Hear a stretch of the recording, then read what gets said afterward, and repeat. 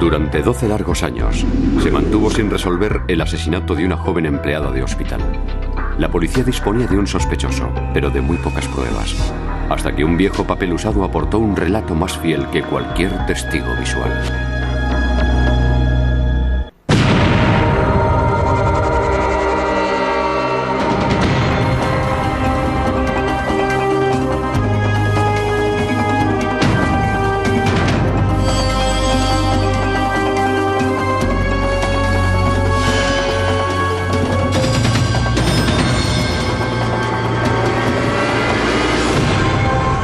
Crímenes imperfectos.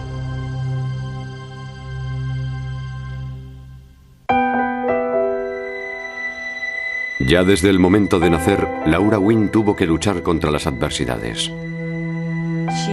Pesó 850 gramos. Nació 3 meses prematura, pero ella estaba decidida a vivir, y así fue. Luego nos la llevaron a casa. Se quedó ciega de un ojo mientras estuvo en la incubadora. Y además, tenía una parálisis en la parte derecha del cuerpo. Laura se crió en Poplar Bluff, Missouri. Poco a poco fue superando sus trabas físicas, convirtiéndose en una estudiante aplicada. La parálisis no le impidió llevar una vida prácticamente normal. Además, nunca permitió que ese impedimento, la ceguera en un ojo, fuera un inconveniente en todo lo que anhelara ser como persona y realizar profesionalmente. El sueño de Laura era trabajar en el mundo de la sanidad, ayudar a los demás tal y como lo habían hecho con ella. Y lo consiguió al convertirse en técnico de farmacia de un hospital. Era un encanto. Los que estaban con ella en el hospital eran más amigos que compañeros de trabajo. Una chica estupenda, muy maja. Los amigos de Laura velaban por ella tanto en el plano profesional como personal. Y aquella mañana en la que no apareció en el trabajo, ellos se encargaron de avisar a su madre. Su madre dijo: voy para allá para comprobar qué pasa. La propietaria del apartamento donde su hija vivía de alquiler le abrió la puerta y entonces fue cuando encontró allí a Laura. Laura había sido asesinada en su propia cama. La habían estrangulado con una de sus medias. Sus gafas estaban en el sofá del salón. Sin ellas era literalmente ciega. Todo indicaba que había sido atacada en el salón y asesinada en su dormitorio. El que la mató jugaba con ventaja. Ella fue golpeada en la cabeza, precisamente en su lado ciego. A primera vista, el móvil parecía ser el robo. Descubrimos que había varias cosas que faltaban de su apartamento. Su bolso, prendas de ropa interior, unos zapatos, algunos vestidos. Sin embargo, no había indicios de haber sido forzada la entrada. Significaba eso que Laura conocía a su asesino y le había permitido entrar en el apartamento. A la hora de reconstruir los lugares en los que estuvo Laura la noche de su asesinato, los investigadores supieron que se había marchado de su trabajo en el hospital a eso de las 6:30 de la tarde. Luego, se dirigió al lugar que solía frecuentar, un bar de la zona donde charló y se tomó unas bebidas con sus amigos. El vecino de Laura recuerda haberla visto salir de su coche y entrar en su casa a eso de las 11:15 de la noche. Dicho vecino también se acordó de algo más. Dijo que un hombre se acercó hacia Laura mientras ella abría la puerta del apartamento y entró a la vez que ella. Él me dijo que la razón por la que no había llamado a la policía era porque pensaba que quizás ella estaba trayéndose a hurtadillas a un novio a su apartamento. Pero según los amigos de Laura, ella no tenía novio en ese momento. El vecino describió al hombre de raza blanca, estatura media y de unos 70 kilos de peso. Sin embargo, no pudo verle la cara. Desgraciadamente, dicha descripción correspondía con la mitad de la población de Poplar Bluff, Missouri.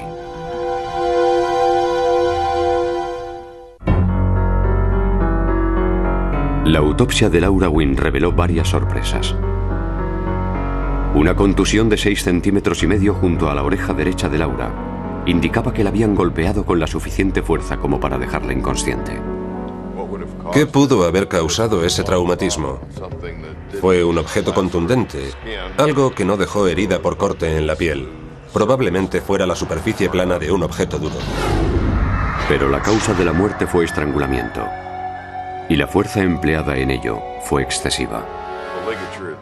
Con haberle asfixiado con la media unos minutos le hubiera bastado, si esa era su intención. Sin embargo, no le pareció suficiente. El ensañamiento fue tal que lo hizo apoyando una mano en su cuello, con lo que le aplastó y le rompió 2 cartílagos. También había sido agredida sexualmente. Los investigadores no encontraron huellas dactilares de otra persona en el apartamento de Laura, pero bajo su cuerpo encontraron una pista: un trozo de papel higiénico usado. Parecía haber una evidencia biológica en el papel. Por desgracia, en aquel entonces, la muestra era demasiado pequeña para la prueba del ADN. Los investigadores también encontraron 2 cabellos que no pertenecían a Laura en su dormitorio. Los enviaron al laboratorio y resultaron ser vello púbico de un afroamericano. Sin embargo, eso no coincidía con la descripción dada por el único testigo, quien dijo haber visto a un individuo de raza caucasiana seguir a Laura hasta su apartamento. Para aquellos que no lo sepan, cada día perdemos cabellos que van cayendo por todo el cuerpo. Ella tenía un amigo de raza negra que había estado en su apartamento y le había ayudado con la mudanza cuando ella se trasladó allí. La policía interrogó al amigo de color de Laura, quien disponía de una sólida coartada. Había estado con sus amigos la noche del asesinato. Sin ninguna pista fiable, la policía centró su atención en el bar en el que Laura había estado antes de regresar a su casa.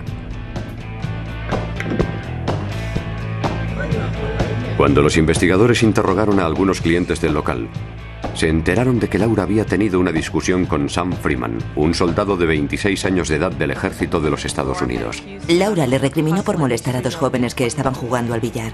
Sea lo que fuere, fue algo que no pasó de una confrontación verbal, simplemente fue una discusión relativa al billar y en la que Laura le había plantado cara. Candace Shipman estuvo trabajando en el bar esa noche. Dijo que el altercado fue de poca consideración. Se alzaron la voz el uno al otro, luego cada uno se fue por su cuenta y todo volvió a su cauce. En fin, cosas que ocurren de vez en cuando en los bares.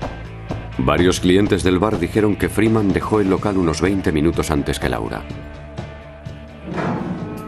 Los padres de él dijeron que llegó a su casa un poco después de ese tiempo y que se quedó allí el resto de la noche.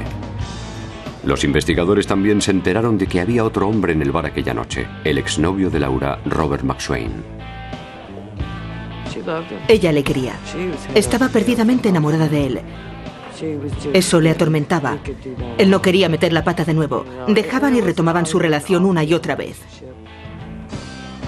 Sus amigos dijeron que Laura esperaba casarse con Robert, pero que él no estaba por la labor. McSwain declaró haberse marchado a casa directamente desde el bar la noche del crimen. Los miembros de su familia corroboraron su coartada. Él se quedó en la casa el resto de la noche, no salió en ningún momento. Su madre y su hermana estuvieron también allí durante ese periodo.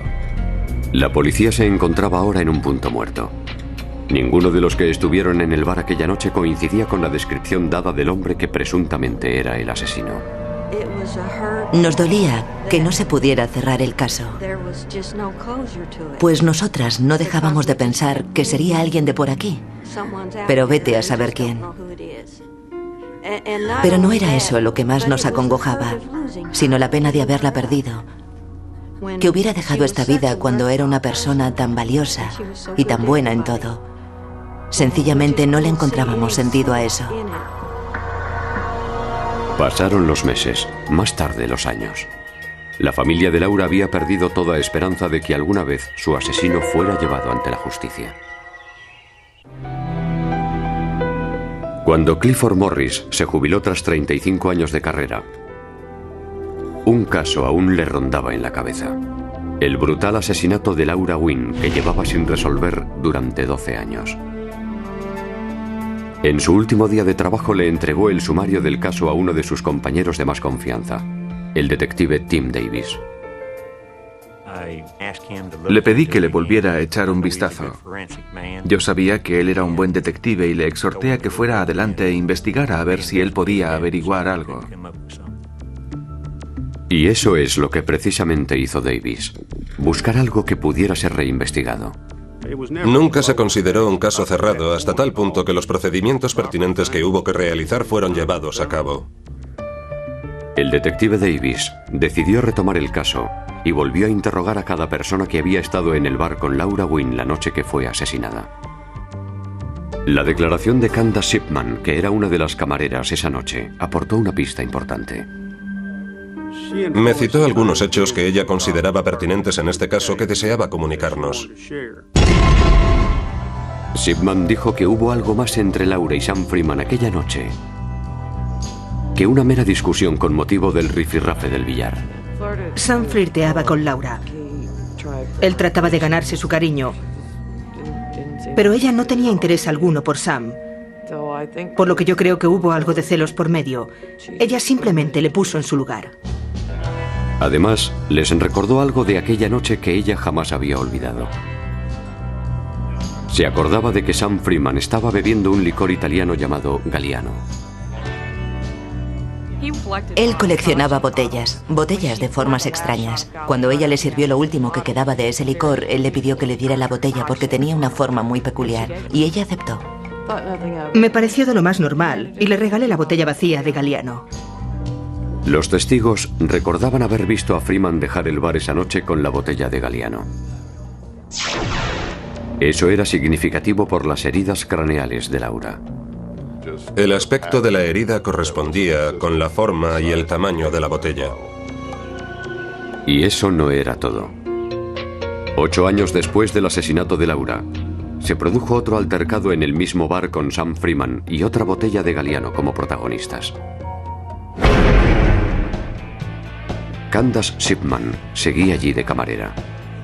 Sam Freeman entró, pidió un Galliano y eligió una canción de La Rocola. Él estaba sentado junto a la barra y me miraba fijamente a los ojos mientras cantaba Solo tú y yo lo sabemos. Se me pusieron todos los pelos del cuerpo de punta. Solo tú y yo lo sabemos. Ella estaba segura de que Freeman estaba tratando de decirle algo.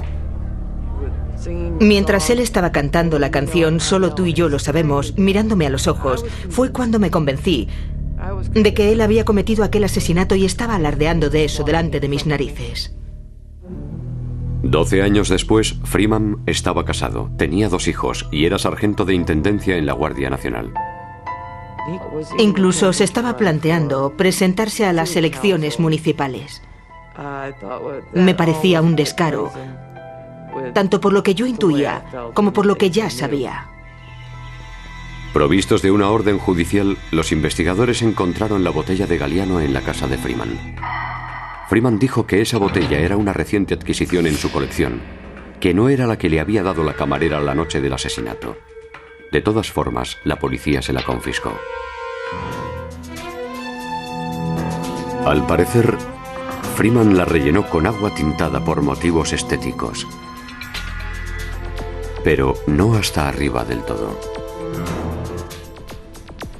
Un técnico del laboratorio examinó la botella entera. Y en su interior, cerca de la rosca, había una mancha microscópica. El test de fenolftaleína indicó que se trataba de sangre humana, pero tras 12 años prácticamente se había degradado. No contenía la cantidad suficiente para establecer un perfil de ADN. Pero ¿debido a qué había sangre humana dentro de la botella? Los investigadores estaban decididos a averiguarlo.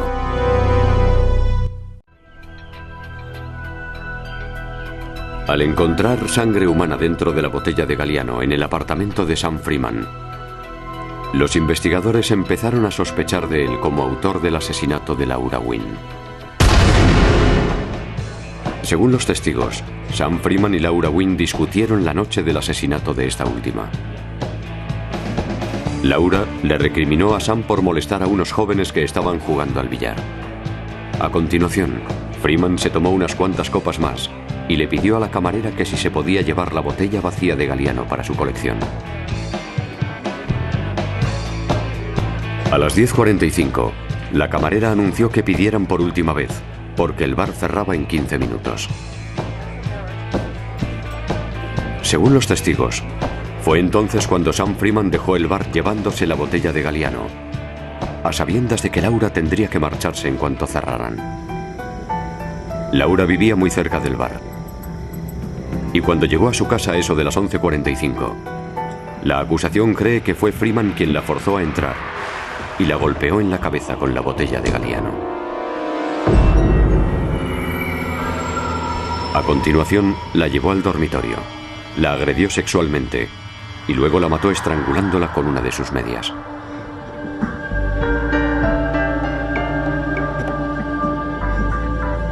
Las pruebas sugieren que se sirvió de un trozo de papel higiénico para sonarse la nariz y lo dejó junto al cuerpo de Laura. Finalmente, le robó algunos objetos y se marchó. De todas formas, esa era la hipótesis de la acusación. El problema es que disponían de muy pocas pruebas desde el punto de vista forense. Me tomo las cosas muy en serio. Todos los que me conocen saben que cada caso me preocupa. Nunca he entrado en la sala y he dicho que estoy segura de algo categóricamente. Entonces los investigadores trataron de comprobar si alguna de las evidencias que contenían ADN en cantidades ínfimas difíciles de analizar 12 años atrás darían ahora un perfil genético. Tenía que haber algún resto de células cutáneas pegadas a las prendas, a no ser que llevara puestos unos guantes. El nudo fue elegido como elemento sujeto al análisis del ADN porque pensábamos que habría alguna posibilidad de que lo hubiera tocado mientras estuvo anudando la media. El especialista en ADN Jason Wyckoff frotó con un algodón la media en busca de células desprendidas de la piel. Los bastoncitos fueron tratados con un disolvente para aislar el posible ADN existente, que luego sería duplicado para que la muestra fuera lo suficientemente grande para permitir establecer un perfil genético. Y tal y como sospechaban, encontraron una muestra de ADN. Me di cuenta de que el perfil respondía a la mezcla de al menos 2 individuos, y dichas características respondían a un hombre y una mujer respectivamente. El ADN de la mujer correspondía al de Laura Wynn. En cambio, la fuente del perfil genético del hombre les era desconocida.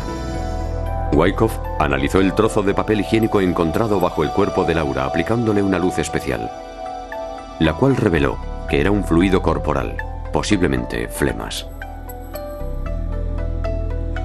A continuación, cortó un trozo minúsculo de papel y lo sumergió en un detergente que disolvía todo excepto las moléculas más complejas. El análisis del ADN clonado proporcionó de nuevo una información muy útil. La mayoría del ADN parecía corresponder al perfil característico de un varón. El paso final sería extraer una muestra de ADN de Sam Freeman. Lo primero que hicimos fue comunicarle al señor Freeman quiénes éramos y por qué estábamos allí. En este preciso instante se quedó como bloqueado. Su semblante se mostró pálido, su comportamiento cambió repentinamente. Es algo que no podría describir en otras personas, quizá su rostro reflejara el pánico. Antes de extraerle la muestra de ADN, los investigadores le preguntaron a Freeman si había estado alguna vez en el apartamento de Laura Wynn. ¿Flirteó alguna vez con ella? ¿Tuvo alguna relación sexual con ella? ¿La besó en alguna ocasión? ¿Sabía dónde vivía? Su respuesta fue no a todas estas preguntas. Pero el ADN de la muestra de saliva de Sam Freeman correspondía con el de las células cutáneas halladas en la media y con las mucosidades encontradas en el papel higiénico. La probabilidad de que el perfil genético hallado en el pañuelo y que correspondía al de un varón pudiera darse en otra persona era de aproximadamente 1 entre 6.000 millones y solo entre individuos de raza caucasiana. La única razón posible por la que el ADN de Sam Freeman se hallara en la casa, en la escena del crimen, es porque precisamente él estuviera allí y fuera el asesino. Tras 12 largos años, en septiembre de 2005, Sam Freeman fue detenido acusado del asesinato de Laura Wynn. La acusación cree que el móvil fue claro. Imaginémonos la escena. Ella, mujer y de complexión menuda, echándole un rapapolvo delante de los otros hombres a él, el Rambo de turno, el macho por antonomasia. Supongo que se sentiría abochornado, humillado, ninguneado y objeto de mofa. Fue un crimen para dejar claro quién era el más fuerte, y él fue, respecto a Laura Wynn, el que tuvo la última palabra matándola. Durante el juicio, el abogado defensor de Freeman hizo especial hincapié en los 2 cabellos ajenos encontrados en el apartamento de Laura, para así demostrar que el asesino había sido otra persona. Además, le recordó al jurado que la descripción del único testigo visual no coincidía con la fisonomía de Freeman. Alegó una duda razonable, que fue un argumento brillante por su parte. Pero la acusación siguió manteniendo que los restos de ADN eran una prueba rotunda. Creo que el quid de la cuestión es que Sam Freeman no era consciente en 1992 de haber dejado en la escena del crimen algo que le delatara, ya que no era ni semen, ni sangre, ni huellas dactilares. Pero le delató. En septiembre de 2006, el jurado encontró culpable a Sam Freeman de asesinato en primer grado. Fue sentenciado a cadena perpetua, sin posibilidad de tercer grado. Animo a que la gente mantenga la esperanza, nunca se rinda, y que no tire la toalla cuando de justicia se trata, pues algún día la tendrán. De no haber sido por un acopio correcto de muestras y por la buena conservación de estas, poco importa que alguien se hubiera tirado 13 o 14 años investigándolo. Si no se dispone de evidencias, imposible resolver un caso.